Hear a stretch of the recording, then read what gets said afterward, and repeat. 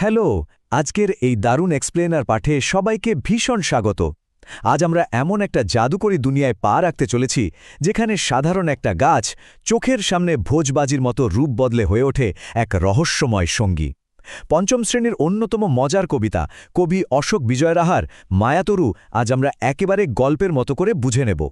প্রতিটি লাইনের অর্থ থেকে শুরু করে পরীক্ষার জন্য জরুরি প্রশ্নোত্তর সবটাই কভার করা হবে। চলো জাদুর জগতে পা রাখা যাক। আজকের যাত্রায় আমরা মূলত 4টে বিষয় জানব। প্রথমে মায়াতরুর জাদুকরী জগৎ, তারপর মায়া আর বাস্তবের তফাত, এরপর কিছু মজাদার শব্দার্থ ও ব্যাকরণ, আর সবশেষে পরীক্ষার জন্য একদম ফাটাফাটি কিছু প্রশ্নোত্তর। তো চলো একদম প্রথমে ঢুকে পড়ি মায়াতরুর সেই জাদুকরী জগতে আর দেখি গাছটার রূপ কিভাবে বদলায়।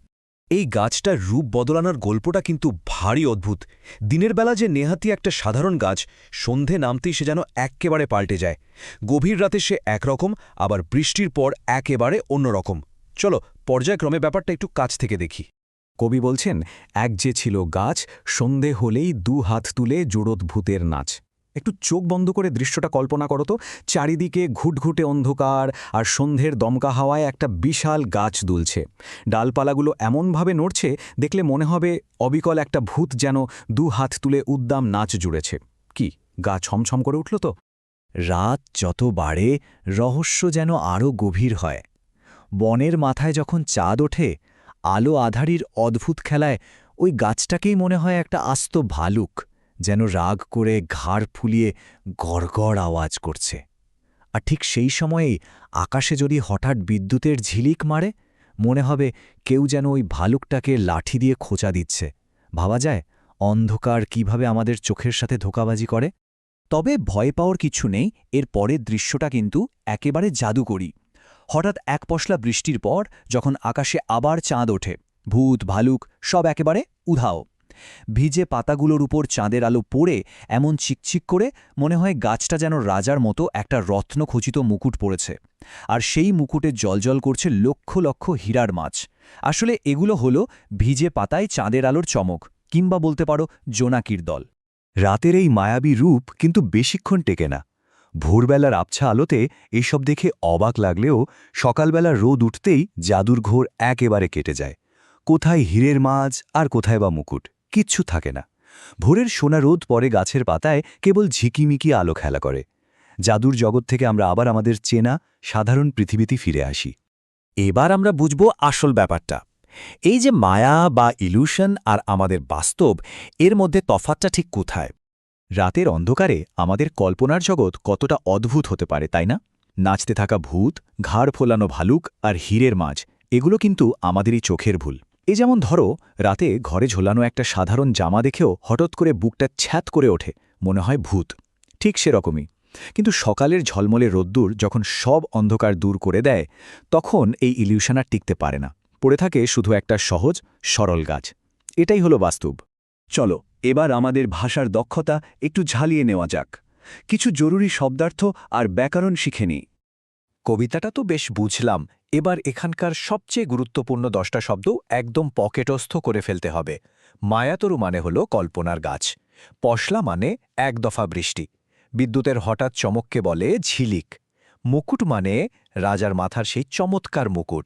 আর ঝিকিমিকি হল ক্ষীণ আলোর ঝলকানি। আরও 5টা শব্দ আমাদের মনে রাখতে হবে। উধাও মানে অদৃশ্য হয়ে যাওয়া, কম্প মানে কাঁপুনি, লক্ষ্য মানে 100,000, ছায়া মানে আলো আটকে তৈরি হওয়া অন্ধকার রূপ, এবং ঝালর মানে সুন্দর সাজানো আবরণ। এই 10টা শব্দ মনে রাখলে কবিতাটা একেবারে জলের মতো পরিষ্কার হয়ে যাবে।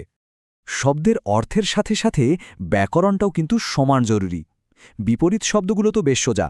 রাতের বিপরীত দিন, আলোর বিপরীত আধার, আর শুরুর বিপরীত শেষ। কিন্তু সমার্থক শব্দগুলোতে পরীক্ষায় একেবারে ছাকা নম্বর আসে।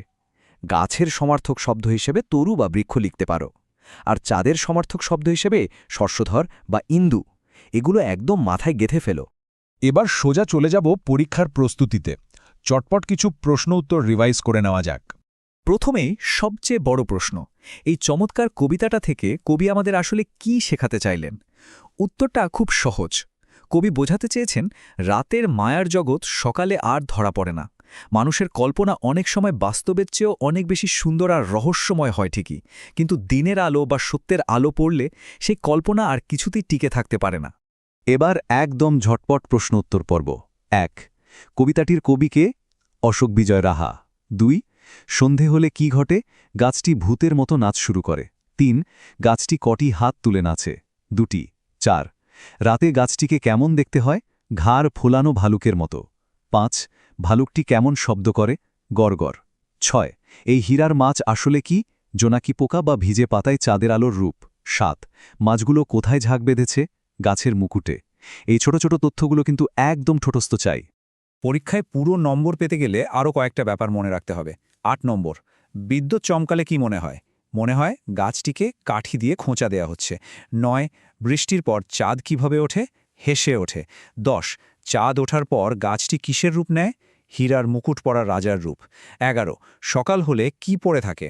কেবল ঝিকিমিকি আলোর রূপালী এক ঝালর। ১২ সকালের আলোয় কোন জাদুর অস্তিত্ব থাকে না? ওই মায়াতরুর। ১৩ জোনাকির আলো কখন দেখা যায়? রাতের অন্ধকারে। ১৪ বনের মাথায় কি উকি দেয়? চাঁদ। আর সবচেয়ে জরুরি ১৫ নম্বর প্রশ্ন, এই কবিতাটি কোন কাব্যগ্রন্থ থেকে নেওয়া হয়েছে? ভানুমতির মাঠ। ব্যাস, এই পয়েন্টগুলো খাতায় টুকে নিলে পরীক্ষায় তোমাকে আর কে আটকায়? আজকের আলোচনা শেষ করার আগে সবার জন্য একটা বেশ মজার ভাবনার খোরাক রেখে যায়। একটু ভেবে দেখো তো, আমাদের রোজকার জীবনে এরকম আর কি সাধারণ জিনিস আছে যা অন্ধকারে এমন জাদুকরী রহস্য তৈরি করতে পারে? হয়তো ঘরের কোণে পড়ে থাকা একটা সাধারণ চেয়ার বা হাওয়ায় ওড়া জানালার পর্দা। চলো নিজেদের কল্পনা শক্তিকে কাজে লাগিয়ে চারপাশের প্রকৃতিকে একটু নতুন চোখে দেখতে শুরু করি। হয়তো আমাদের আশেপাশেই এমন অনেক মায়াত্র লুকিয়ে আছে। আজকের এক্সপ্লেনার এখানেই শেষ করছি। নতুন কিছু শেখার এই আনন্দ এভাবেই বজায় থাকুক।